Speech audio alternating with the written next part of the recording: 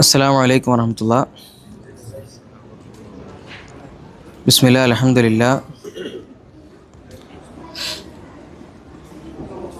അല്ലാഹുമ്മ സല്ലി അലാ മുഹമ്മദിൻ വഅലാ ആലിഹി വസഹ്ബിഹി അജ്മഈൻ. അഊദു ബില്ലാഹി മിനശ് ശൈത്വാനിർ റജീം. അല്ലാഹുമ്മ അല്ലിംനാ മാ യൻഫഉനാ വൻഫഅനാ ബിമാ അല്ലംതനാ വസിദ്നാ ഇൽമൻ യാ റബ്ബൽ ആലമീൻ. ഏറെ സ്നേഹവും ബഹുമാനവുമുള്ള സത്യവിശ്വാസികളെ, അള്ളാഹുവെ സൂക്ഷിച്ച് ജീവിതത്തെ ആ രീതിയിൽ ക്രമീകരിക്കണമേ എന്ന് ഉണർത്തുകയാണ്, വസിയത്ത് ചെയ്യുകയാണ്. അള്ളാഹു ആ നിലക്ക് ജീവിതത്തെ ക്രമീകരിക്കാനുള്ള തൗഫീഖ് നമ്മൾക്കെല്ലാം നൽകി അനുഗ്രഹിക്കുമാറാകട്ടെ. പ്രവാചകന്മാരുടെ ജീവിതവും അവരുടെ ജീവിതത്തിൽ നിന്നുള്ള നമ്മൾക്കുള്ള പ്രധാനപ്പെട്ട ഗുണപാഠങ്ങളുമാണ് നമ്മൾ ചർച്ച ചെയ്തു വരുന്നത്. അറബികളിൽ നിന്നുള്ള അറബിയായ രണ്ടാമത്തെ പ്രവാചകൻ മഹാനായ സ്വാലിഹ് അലൈഹിസ്സലാം, അഥവാ അള്ളാഹു പരിശുദ്ധമായ ഖുർആനിൽ പേര് പറഞ്ഞ പ്രവാചകന്മാരിലെ അറബിയായ രണ്ടാമത്തെ പ്രവാചകനാണ് സ്വാലിഹ് നബി അലൈഹി സ്വലാത്തു വസ്സലാം. സൗദി അറേബ്യ ഉൾക്കൊള്ളുന്ന അന്നത്തെ വിശാലമായ ജസീറത്തുൽ അറബിലെ മദായിൻ സ്വാലിഹ് എന്ന് പറയുന്ന പ്രദേശത്തായിരുന്നു സമൂദ് ഗോത്രം ജീവിച്ചിരുന്നത്. സമൂദ് ഗോത്രം എന്ന് പറഞ്ഞാൽ ആദ് ഗോത്രത്തിൻ്റെ പിൻതലമുറക്കാരാണ് യഥാർത്ഥത്തിൽ സമൂദ് ഗോത്രം എന്ന് പറയുന്നത്. അവരും ഇതേപോലെ തന്നെ ഷിർക്കിലേക്ക് വന്നു. ഹൂദ് അലൈഹി സ്വലാത്തു വസ്സലാമയുടെ പ്രബോധനത്തിന് ശേഷം അവരിലുള്ള വിശ്വാസികളായ ആളുകൾ മാത്രം അവശേഷിച്ചു. എന്നാൽ വീണ്ടും കാലങ്ങൾ കഴിഞ്ഞു, അവരിലും ഷിർക്ക് കടന്നു വന്നു. അള്ളാഹുവിൽ പങ്കു ചേർക്കുന്ന, അള്ളാഹു അല്ലാത്തവരെ വിളിച്ച് പ്രാർത്ഥിക്കുകയും സഹായം തേടുകയും ചെയ്യുന്ന അവസ്ഥ അവരിലും സംജാതമായി. ഈ ഒരു സമയത്താണ് അള്ളാഹു സുബ്ഹാനഹു വ തആല അവരിൽ നിന്ന് തന്നെയുള്ള ഒരു പ്രവാചകനെ, അവരിൽ നിന്നെന്ന് പറഞ്ഞാൽ അവരുടെ സഹോദരനായ ഒരു വ്യക്തിയെ, അവരുടെ കൂട്ടത്തിൽ നല്ല സ്ഥാനവും നല്ല പദവിയും ആളുകൾക്കിടയിൽ സ്വീകാര്യതയുമുള്ള ആളായിരുന്നു. ഖാലു യാ സ്വാലിഹു ഖദ് കുന്നാ ഫീനാ മർജൂവൻ ഖബ്ല ഹാദാ, നീ ഞങ്ങൾ വലിയ പ്രതീക്ഷയോടുകൂടി കണ്ടിരുന്ന ആളായിരുന്നു. അഥവാ നല്ല സ്വഭാവത്തിനുടമയാണ്, ദാത്തു മൻസബാണ്, നല്ല കുടുംബ മഹിമയുള്ള വ്യക്തിയാണ്, ആളുകൾക്കിടയിൽ സ്വീകാര്യതയും ജനസമ്മതിയുമുള്ള മനുഷ്യനാണ്. എന്നിട്ട് അവർ പറയാണ്, ഞങ്ങൾക്ക് നീ പ്രതീക്ഷയുള്ള ഒരാളായിരുന്നു. എപ്പോൾ? ഖബ്ല ഹാദ, ഇതിനു മുമ്പ്. ഏതാണ് ആ ഖബ്ല? ഏതിനു മുമ്പ്? അത്തന്നഹാന അൻ നഅബുദ മാ യഅബുദു ആബാഉന, ഞങ്ങളുടെ പ്രപിതാക്കൾ അഥവാ ഞങ്ങളുടെ ബാപ്പമാർ, ഞങ്ങളുടെ പിൻതലമുറക്കാർ ആരാധിച്ചു പോന്നതിനെ നീ ഞങ്ങളോട് ആരാധിക്കരുത് എന്ന് പറഞ്ഞത് വരെ നീ ആരായിരുന്നു? നല്ല ആളായിരുന്നു. അഥവാ അള്ളാഹനെ മാത്രം വിളിച്ച് പ്രാർത്ഥിക്കണം എന്ന് പറഞ്ഞപ്പോൾ അത്രയും കാലം പ്രതീക്ഷയോടുകൂടി കണ്ടിരുന്ന ജനത സ്വാലിഹ് അലൈഹി സ്വലാത്തു വസ്സലാമെ എന്ത് ചെയ്യാണ്? തള്ളുകയാണ്. കള്ളു കുടിച്ചിട്ടല്ല, മോഷണം നടത്തിയിട്ടല്ല, വ്യഭിചരിച്ചിട്ടല്ല, ആളുകൾക്കിടയിൽ ക്രമസമാധാനം നഷ്ടപ്പെടുത്തിയിട്ടല്ല, ഒന്നുമല്ല. നിങ്ങളെ സൃഷ്ടിച്ച, നിങ്ങളുടെ പിതാക്കന്മാരെ സൃഷ്ടിച്ച, നമ്മളെ എല്ലാവരെയും സൃഷ്ടിച്ച് പരിപാലിക്കുന്ന അള്ളാഹു ഉണ്ട്.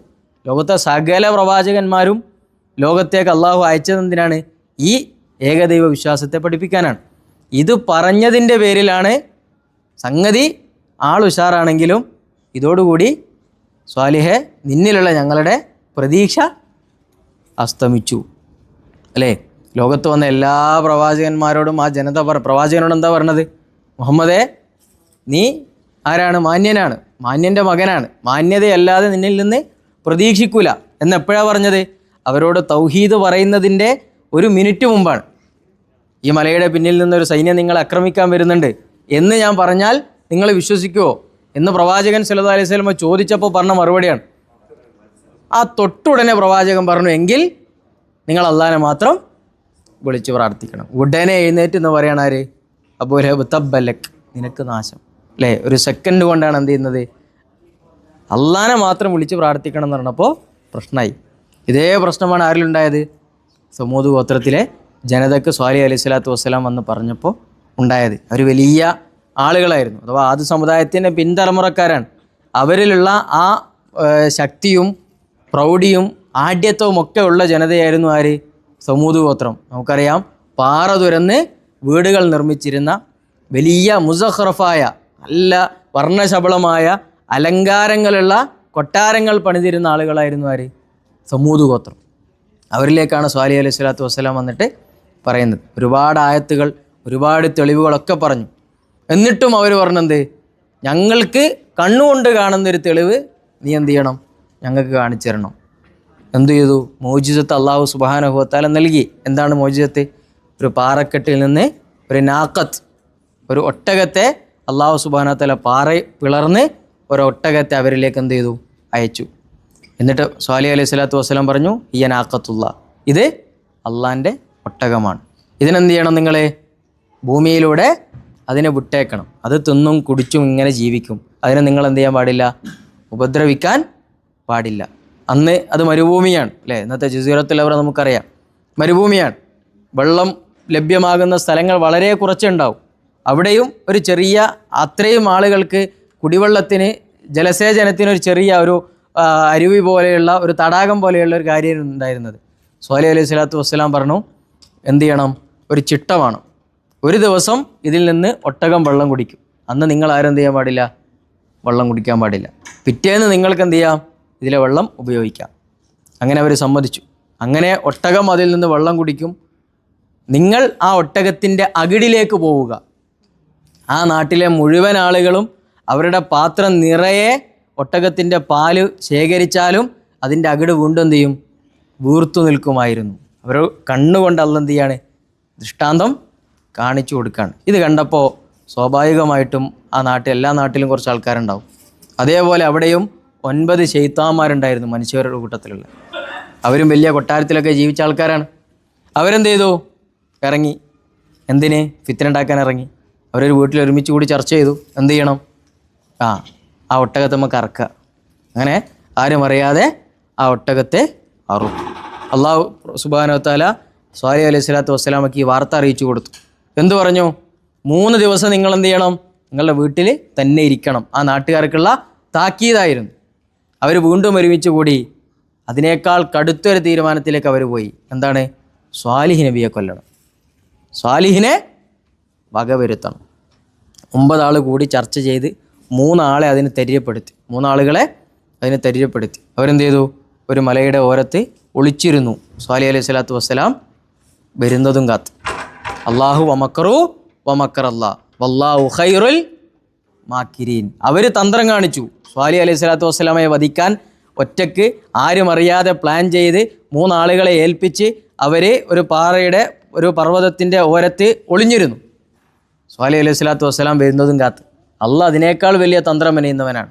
അള്ളാഹു സുബ്ഹാനഹു വ തആല പർവ്വതത്തിൻ്റെ മുകളിൽ നിന്ന് വലിയൊരു കല്ല് അവരിലേക്കിട്ട് 3 ആളെയും ഭൂമിയിൽ നിന്ന് ഇല്ലായ്മ ചെയ്തു. പിന്നീട് അള്ളാഹു സുബ്ഹാനഹു വ തആലയുടെ ശിക്ഷ ആ ജനതയിലേക്ക് വരികയാണ്. അള്ളാഹു സുബ്ഹാനഹു വ തആലയുടെ ശിക്ഷ ആ ജനതയിലേക്ക് വന്നു. ഫഅഖദഹുമുസ് സ്വൈഹത്തു, വലിയൊരു ഘോര ശബ്ദം അവരെ പിടികൂടി.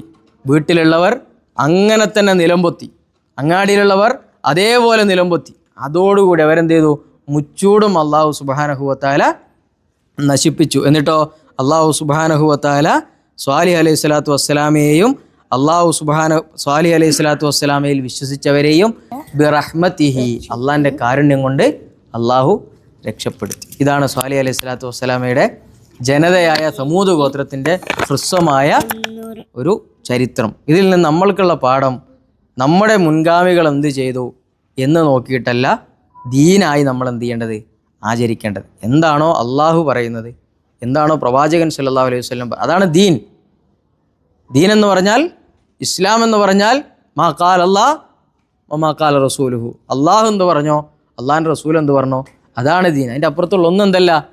ദീനല്ല. അവരെന്താ പറഞ്ഞത്? അൻ നഅ്ബുദ മാ യഅ്ബുദു ആബാഉന അതൻഹാന അൻ നഅ്ബുദ മാ യഅ്ബുദു ആബാഉന. ഞങ്ങളുടെ പ്രപിതാക്കൾ ആരാധിച്ചതിനെ ആരാധിക്കരുത് എന്നല്ലേ നീ പറഞ്ഞതെന്നാണ്. അപ്പോൾ നമ്മുടെ പിൻഗാമികൾ എന്ത് ചെയ്തു എന്നതല്ല.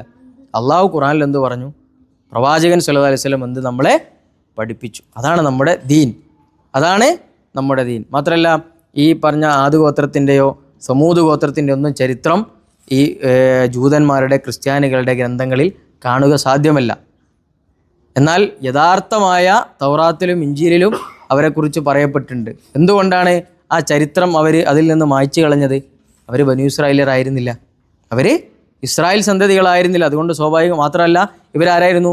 അറബികളായിരുന്നു. അതുകൊണ്ട് തന്നെ അവർ കോട്ടിമാറ്റി എന്നതിൻ്റെ ഏറ്റവും വലിയ തെളിവും കൂടിയാണ് ഇവരുടെയൊന്നും ചരിത്രങ്ങൾ അവരുടെ ഗ്രന്ഥങ്ങളിൽ ഇല്ല എന്ന് പറയുന്നത്. അപ്പോൾ നമ്മൾ മനസ്സിലാക്കേണ്ടത്, നമ്മൾ അള്ളാഹു എല്ലാ പ്രവാചകന്മാരെയും അവതരിപ്പിച്ചത് ഏതൊരാശയത്തെ നിലനിർത്താനാണോ അതിനെ മുറുകെ പിടിക്കുക. രണ്ടാമത്തത്, എല്ലാ തെറ്റിലേക്ക് പോയ ആളുകളുടെയും വാദം, പിഴച്ചുപോയ ആളുകളുടെ വാദം എന്തായിരുന്നു? ഞങ്ങളുടെ വാപ്പ കാരണവന്മാർ ചെയ്തതേ ഞങ്ങൾ ചെയ്യൂ, അതിനെ വിലക്കാൻ നിങ്ങളാരും വരണ്ട എന്നതായിരുന്നു പ്രവാചകന്മാരുടെ അഖിലവും. ഇത് അള്ളാഹ് ഖുർആനിൽ പറഞ്ഞതാണ്. അപ്പോൾ നമ്മൾ ആ ഒരു പോളിസിയാണ് ഇസ്ലാമിൻ്റെ വിഷയത്തിൽ നമ്മൾ സ്വീകരിക്കേണ്ടത്. മൂന്നാമത്തെ ഒരു കാര്യമെന്ന് പറഞ്ഞാൽ, അള്ളാഹു നമ്മുടെ കൂടെ ഉണ്ടാകും, അള്ളാഹു നമ്മളെ സഹായിക്കും. മല തുരന്ന് പാറ തുറന്ന് കെട്ടിടങ്ങൾ നിർമ്മിച്ചവരെ അവരുടെ വീട്ടിൻ്റെ ഉള്ളിൽ വെച്ചിട്ടാണ് അള്ളാഹ് എന്ത് ചെയ്തത് അല്ലേ? വീടിൻ്റെ ഉള്ളിൽ വെച്ചിട്ടാണ് അള്ളാഹ് അവരെ നശിപ്പിച്ച് കളഞ്ഞത്. പ്രിയമുള്ളവരെ, സഹായം അള്ളാഹിൻ്റെ കൂടെയാണ്. അള്ളാഹുവിൻ്റെ കൂടെയുള്ളവർക്കാണ് അത്യന്തമായ അള്ളാഹുവിൻ്റെ സഹായവും വിജയവും എന്ന് നമ്മൾ തിരിച്ചറിയുക. ആ രൂപത്തിൽ ജീവിതത്തെ ശരിയായ വിശ്വാസത്തിൽ നമ്മൾ ക്രമീകരിക്കുക. അള്ളാഹുവിനോട് നിരന്തരം നമ്മൾ പ്രാർത്ഥിക്കുക. സ്വാലിഹ് അലൈഹി സ്വലാത്തു വസ്സലാമയെ ആക്രമിക്കാൻ പർവ്വതത്തിൻ്റെ ഓരത്തൊളിഞ്ഞിരുന്നത് ആരറിഞ്ഞില്ല? സ്വാലിഹ് അലൈഹി സ്വലാത്തു വസ്സലാം അറിഞ്ഞിട്ടില്ല. പക്ഷേ അള്ളാഹ് എന്ത് ചെയ്തു? അവരെ നശിപ്പിച്ചു. നമ്മുടെ ഇഖ്ലാസ് ഉണ്ടതാണെങ്കിൽ, നമ്മുടെ തൗഹീദ് ഉറച്ചതാണെങ്കിൽ നമ്മളെ തകർക്കാനോ നമ്മളെ നശിപ്പിക്കാനോ നമ്മൾക്കെതിരെ കുതന്ത്രം മെനയാനോ ഒരാൾക്കും ഒരു മഖ്ലൂക്കിനും സാധ്യമല്ല. ആ ബോധം നമ്മുടെ മനസ്സിൽ ഉണ്ടാവണമെങ്കിൽ അചഞ്ചലമായ ഏകദൈവ വിശ്വാസം, തൗഹീദ് നമ്മുടെ ഉള്ളിലേക്ക് ഊർന്നിറങ്ങണം. ആ രീതിയിൽ ഇസ്ലാമിനെ നമ്മൾ എന്ത് ചെയ്യാം? നോക്കിക്കാണുക. ഖുർആൻ നമ്മൾ വായിച്ചാൽ ശരിയായ വിശ്വാസത്തെ നമുക്ക് മനസ്സിലാകും. പ്രവാചകൻ്റെ ചരിത്രവും പ്രവാചകൻ്റെ ഹദീസുകളും വായിക്കാനും പഠിക്കാനും നമ്മൾ തയ്യാറാവുക. അല്ലാഹു സുബ്ഹാനഹു വ തആല ആ നിലയ്ക്ക് ജീവിതത്തെ ക്രമീകരിക്കാനുള്ള തൗഫീഖ് നമ്മൾക്കെല്ലാം നൽകി അനുഗ്രഹിക്കുമാറാകട്ടെ. പ്രയാസങ്ങളിൽ അള്ളാഹു നമ്മൾക്ക് തുറവി പ്രദാനം ചെയ്യുമാറാകട്ടെ. പരീക്ഷണങ്ങളിൽ അള്ളാഹു അവൻ്റെ സഹായം നമ്മളിലേക്ക് വർഷിക്കുമാറാകട്ടെ. പാപങ്ങൾ അള്ളാഹു പുറത്തു നൽകുമാറാകട്ടെ. മരണപ്പെട്ടു പോയ ആളുകൾക്ക് മഗ്ഫിറത്തും മർഹമത്തും അള്ളാഹു പ്രദാനം ചെയ്യുമാറാകട്ടെ. ആഖിറു ദഅവാന അനിൽ ഹംദുലില്ലാഹി റബ്ബിൽ ആലമീൻ. വസ്സലാമു അലൈക്കും വറഹ്മത്തുള്ളാഹി വബറകാതുഹു. സുബ്ഹാനകല്ലാഹുമ്മ വബിഹംദിക അഷ്ഹദു അല്ലാ ഇലാഹ ഇല്ലാ അൻത അസ്തഗ്ഫിറുക വഅതൂബു ഇലൈക്.